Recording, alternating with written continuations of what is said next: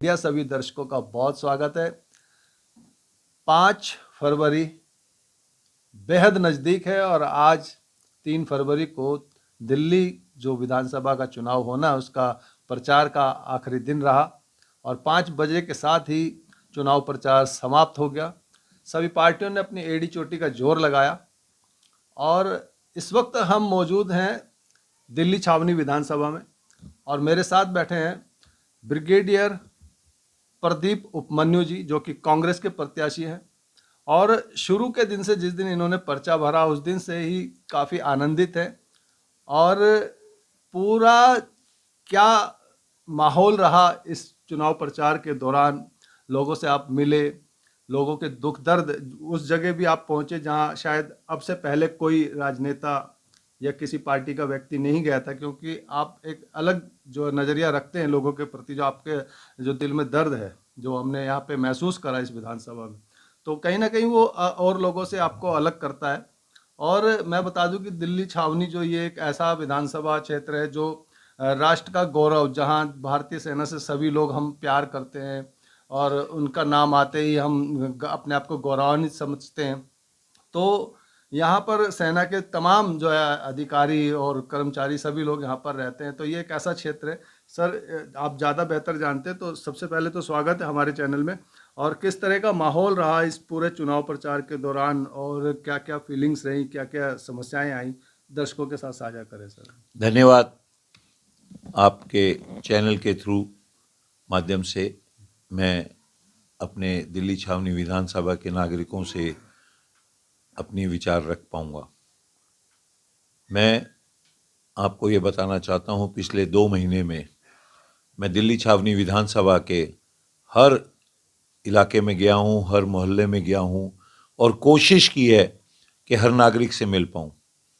पर कभी कभी ऐसा होता है कि जब उस जगह जाते हैं वो नागरिक मिलता नहीं, उनके घर पे ताला है, या कभी कभी ऐसा भी होता है कि कई मंजिलें 3 या 4 फ्लोर की हैं तो आप ऊपर नहीं चढ़ पाते, हर घर तक जाना संभव नहीं है। पर कोशिश मैंने की है कि मैं हर नागरिक से मिलूं या मेरे अपने रिक्वेस्ट पर्चे उन नागरिकों तक पहुंचे। मुझे बड़ा दुख होता है यह कहते हुए कि जो डेवलपमेंट, जो विकास की बात राजनीतिक पार्टी भारतीय जनता पार्टी करती आई है, वो ज़मीन पे विकास शून्य है। करीब 22 साल से दिल्ली छावनी विधानसभा में कांग्रेस का उम्मीदवार नहीं कभी जीता।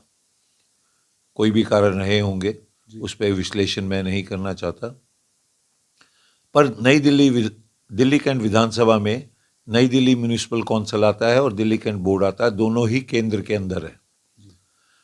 इसमें जो डेवलपमेंट है वो पूरा विकास क्षेत्र का वो दिल्ली कैंटोनमेंट बोर्ड और एनडीएमसी का रक्षा मंत्रालय और होम मिनिस्ट्री के अंडर आता है। जो हालात हैं वो चाहे हमारे संजय कैंप हो, विवेकानंद कैंप हो, मद्रासी कैंप हो, उसके बाद शंकर कैंप हो, या किरवी प्लेस हो, या आपके उड़ी एनक्लेव हो, चाहे इंदिरा मार्केट हो, बिल्कुल हालत बहुत ही बुरे हैं। पानी नहीं है, बिजली नहीं है, स्वच्छता के नाम पे, स्वच्छ अभियान के नाम पे मजाक है। हमारे आदरणीय रक्षा मंत्री बहुत बार दिल्ली छावनी में स्वच्छ अभियान की शुरुआत करने आए हैं, स्वच्छ अभियान उसमें आते हैं और लाखों रुपया दिल्ली कैंटोनमेंट बोर्ड उस पर खर्च करता है। पर बड़ी ताज्जुब और हैरानी की बात है, वही रक्षा मंत्री कभी किरवी प्लेस में नहीं गए। अगर किरवी प्लेस में गए होते, उड़ी एनक्लेव गए होते, इंदिरा मार्केट गए होते, तो उनको पता लगता कि स्वच्छ अभियान के नाम पर कितना बुरा हाल है।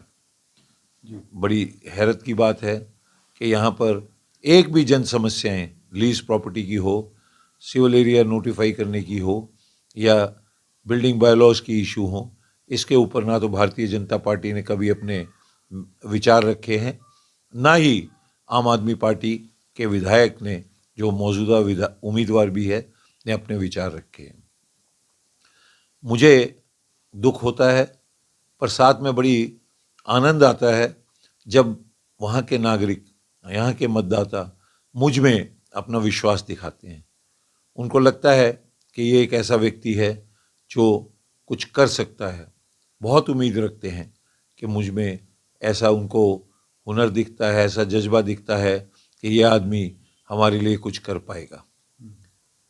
अब चुनाव प्रचार आज खत्म हो चुका है, कल का दिन बचा है। कल के दिन अपने बूथ मैनेजमेंट के ऊपर मैं लगाने वाला हूं और उसके बाद 5 तारीख को क्षेत्र में मतदान होगा। मैंने अपने सभी साथियों को विनती की है कि अगले 2 दिन यानी कल और परसों अपना बिल्कुल ताकत के साथ लग जाएं, मतदान के प्रतिक्रिया में हर आदमी तक अपना पहुँचें, कोशिश करें कि हर आदमी, हर व्यक्ति मतदान के लिए घर से जल्दी निकले ताकि ज़्यादा से ज़्यादा वोट हमारे पड़ सकें। जो मुझे नज़र आया है, अब वो कितना सही होगा, कितना गलत अनुमान होगा, ये 8 तारीख को पता लगेगा। पर मेरे अपने अनुसार दिल्ली कैंट विधानसभा में इस बार कांग्रेस सीट जीतने वाली है। जी, तो कांग्रेस, अभी जैसा कि हम और भी तमाम विधानसभा क्षेत्रों में गए तो कांग्रेस का जो वर्कर्स पिछले 2 बार के इलेक्शन में कहीं ना कहीं मायूस था, उसमें कुछ उत्साह नहीं था। लेकिन इस विधानसभा के इलेक्शन में कांग्रेस के जो पुराने लोग थे उनमें उत्साह लौटता दिखा है। कांग्रेस के और लोग आते दिखे हैं, क्योंकि जहाँ भी गए लोगों ने इस बात को माना कि जी शीला दीक्षित जी की जो सरकार थी, 15 वर्ष जो उनका कार्यकाल था, तो दिल्ली में काफ़ी विकास हुआ। तो कहीं ना कहीं उसका बेनिफिट्स इस इलेक्शन में कांग्रेस को मिलता दिख रहा है। देखिए, 2013 में जब चुनाव हुए, 14 में चुनाव हुए, उस वक्त अन्ना हजारे जी की मूवमेंट आई, करप्शन के अगेंस्ट एक बहुत बड़ा मुहिम बना। हर नागरिक इस देश का एक उम्मीद कर रहा था कि ऐसी व्यवस्था आएगी। सारी कहानी है अच्छी व्यवस्था की। उस वक्त एक लगा कि व्यवस्था ऐसी आएगी कांग्रेस से भी बेहतर कुछ मिल सकता है, जिसमें व्यवस्था में सब एकदम साफ साफ दिखेगा, ट्रांसपेरेंसी होगी, भ्रष्टाचार बंद हो जाएगा, अन्य बहुत किस्म के लोकपाल आएगा, ये होगा वो होगा। हमने 11 साल में देखा है कि अरविंद केजरीवाल से डफर वर्ड यूज़ कर रहा हूँ मैं, बिल्कुल और चालाक प्राणी।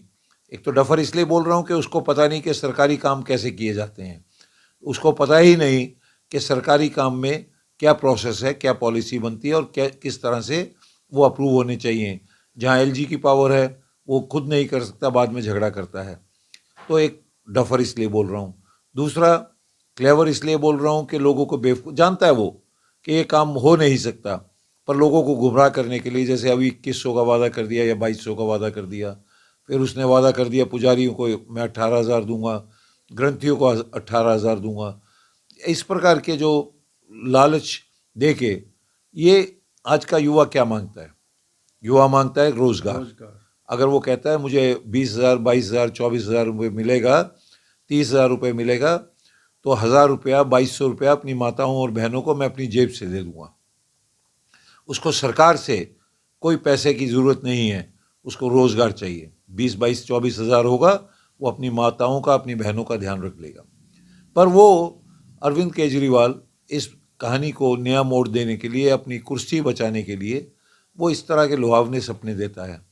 मैं तो ये कहता हूँ, काटूंगा सर, जैसे आप इनको तो कह रहे हैं कि वो लुभावना देता है, तो ये बात तो कांग्रेस और बीजेपी भी कर रही, चाहे बेशक उसी का वो कॉपी पेस्ट। देखिए, बिल्कुल मैं आपकी बात से सहमत हूँ कि जो आप कह रहे हैं कि लुभावने, मैं इसलिए कह रहा हूँ कि पंजाब में जो वादा किया वो पूरा नहीं कर पाए अरविंद केजरीवाल। सो दिल्ली में उसी घोषणा को आगे बढ़ाना, लुभावने इसको लालच देना कहता हूँ, मूर्ख बनाना कहता हूँ। कांग्रेस ने जो कहा वो कर्नाटका में पूरा करके दिया है। इसलिए कांग्रेस की घोषणाएं में और आम आदमी पार्टी की, अरविंद केजरीवाल की घोषणाओं में फ़र्क है। कांग्रेस ने, आप जानते हैं, 70 साल से जितने स्लम हैं इनमें मकान बने, बहुत कुछ बना, बहुत शांति से रहते थे। 2013 में राजीव गांधी आवास योजना के लिए पैसे जमा हुए, वो सब 11 साल में ना तो वो पैसों के बारे में पता लगा, ना ही उनको कभी राजीव गांधी आवास योजना मिली।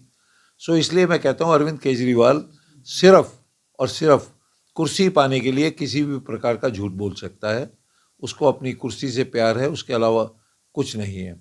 मेरा अनुमान है, क्या होगा क्या नहीं ये तो 8 को पता लगेगा, कि इस बार अरविंद केजरीवाल नई दिल्ली सीट से हारने वाला है। मेरा नाम देवेंद्र सिंह है जी। और मैं साहब के साथ 35 साल से साहब के साथ हूँ। साहब की कार्यशैली को देख करके ही मैं इतने दिन से साहब के साथ हूँ। जी जी। बड़ी निष्ठा, बड़ी ईमानदारी और लोगों की हेल्प का मतलब गरीब आदमी के बच्चों की शिक्षा का, स्वास्थ्य का, और कोई ऐसी ऐसी वो चीज़ें चलाई हैं जो बताई नहीं जा सकती।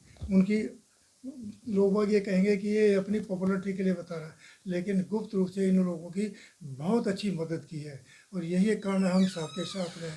अपने काम जिस चीज़ की इन्होंने ठान लिया कि मैंने मदद करनी है तो करनी है, उन्होंने ये नहीं देखा मेरी सर्विस में कुछ होगा या कुछ। पहले एनडीएमसी में 140 से 50 तो वर्कर थे जो इन्होंने जो ठेके पर थे वो परमानेंट कराए। मैं आईपी यूनिवर्सिटी में भी साहब के साथ रहा हूँ। गरीब बच्चों के लिए एडमिशन के लिए आउट ऑफ वे जाकर भी बिना स्वार्थ के साहब ने काम किया है, जो एक समाज को काफ़ी प्रभावित किया है और गरीब आदमी भी इस चीज़ से काफ़ी प्रभावित हुए। हमारे बच्चों का आगे भविष्य बनने के लिए साहब ने एक रास्ता निकाला है। बिल्कुल। सर, यहाँ के लोगों को मालिकाना हक मिल पाएगा दिल्ली कैंट में? देखिए मैं आपको मालिकाना हक भी एक बहुत बड़ा सवाल है। देखिए, पूरी दिल्ली में कुछ इस तरह की। देखिए दिल्ली कैंट से स्पेशल है। जी। देखिए दिल्ली कैंट जो है, आज भी हम एक गुलामी की ज़िंदगी जी रहे हैं। दिल्ली के लिए कानून अलग, दिल्ली कैंटोनमेंट के लिए कानून अलग। ये एक ऐसा मसला है जिसके लिए मुझे 8 तारीख से ही 8 शाम से संघर्ष करना शुरू करना पड़ेगा, क्योंकि ये मेरा वादा है कि हर इंसान को, यहाँ के रहने वाले को मालिकाना हक दिलाना, ये मेरा दिया गया आश्वासन है। करेगी तो सरकार, पर सरकार को हम मजबूर कर देंगे अपने संघर्ष से कि उनको ये मालिकाना हक देना पड़े। मैं आपको फिर यहाँ बताता हूँ कि मालिकाना हक देना कोई खैरात नहीं है, हमारा हक है और उनको देना पड़ेगा। चलिए सर, इसी के साथ हम आपसे अनुमति चाहेंगे और अपने दर्शकों से भी, और आपने इतने बिजी शेड्यूल के बावजूद भी हमें समय दिया, और जनता से मैं एक अनुरोध करना चाहूँगा कि 5 तारीख को मतदान करने के लिए भारी से भारी संख्या में आप मतदान केंद्र पहुँचे, क्योंकि ये आपका एक ऐसा अधिकार है जिससे आप एक अच्छे सच्चे या कहें एक अच्छी सरकार को चुन सकते हैं, जो समाज के लिए बेहतर हो सकती है, राष्ट्र के लिए बेहतर हो सकती है, और अपने मत का सही उपयोग करना है। धन्यवाद। जय हिंद, जय भारत। जय हिंद, जय भारत।